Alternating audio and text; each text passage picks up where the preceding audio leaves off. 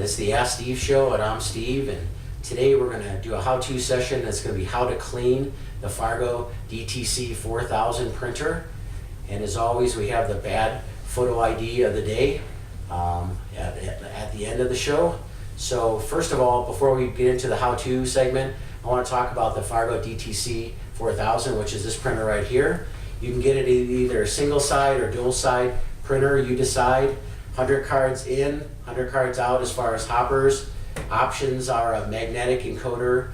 You can get Ethernet optional, contact smart card encoder, and unique feature is you can get a dual hopper, which if you had two card stocks, one might be for visitor stock, one might be for employee ID stock. You could have the two card stocks loaded at the same time, and then when you choose which style of card you want to print, it'll pull out the right card stock and print that. So that's a really nice feature. It does not have lamination though. That's in the DTC 4500, which we'll talk about in another segment here. So if you need lamination, this printer, you should get the 4500, not the 4000. USB comes standard, and it has a 2-year warranty, and you can get a 1-year loaner with this printer. And you can also, this is unique to this printer and unique in the industry, you can change the card from feeding from the left, on the left side and the right side, to both going in the front. So if you're limited on where this printer can be placed in your office, we can have that changed for you. So just let us know, we can set that up for you. Fargo also has this as an ENERGY STAR approved product, which means it uses a low amount of energy. It's approved by the DOE and the EPA. So good job, Fargo, for making it energy efficient. And now we're going to show you how to clean the Fargo DTC 4000. And here to help us with that is Douglas from our tech department. Douglas, take it away. Thanks, Steve. So the cleaning kit that is this part number 86177. This is the cleaning kit for the DTC 4000. This will be on the front when you get it. You can keep that for a reference, or you can dispose of that as well. When you get it, you're going to open it up, and inside you're actually going to get a pamphlet. And this has the cleaning kit instructions in it. There's 2 ways to clean the printer. You can do it through the driver on the computer, or you can do it straight through the printer.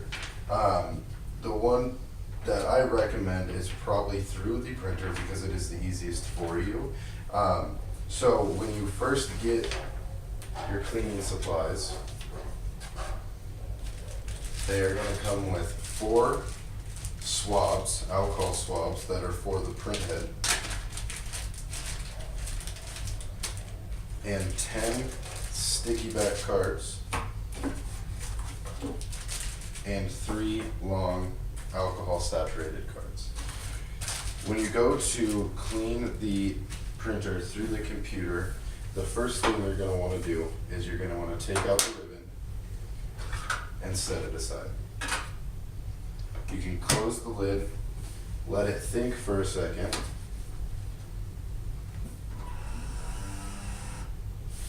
and when the screen pops up, there's going to be, on the right of the screen, you're going to see a hammer and a wrench, which means settings.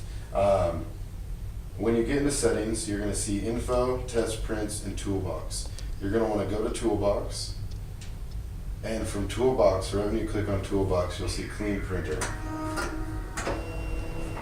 It says it's cleaning, so once you do that, you will grab the sticky back card and you will take off both sides. And from there, you will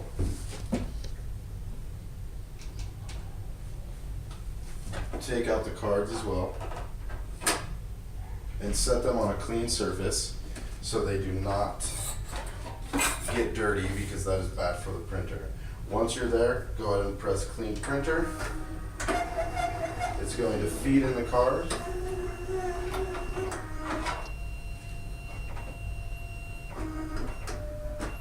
And then once it will move it back and forth, and in a little bit it will spit it out.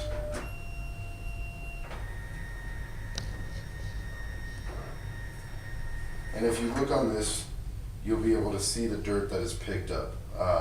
Sometimes you can run this more than once until it runs out of its stick.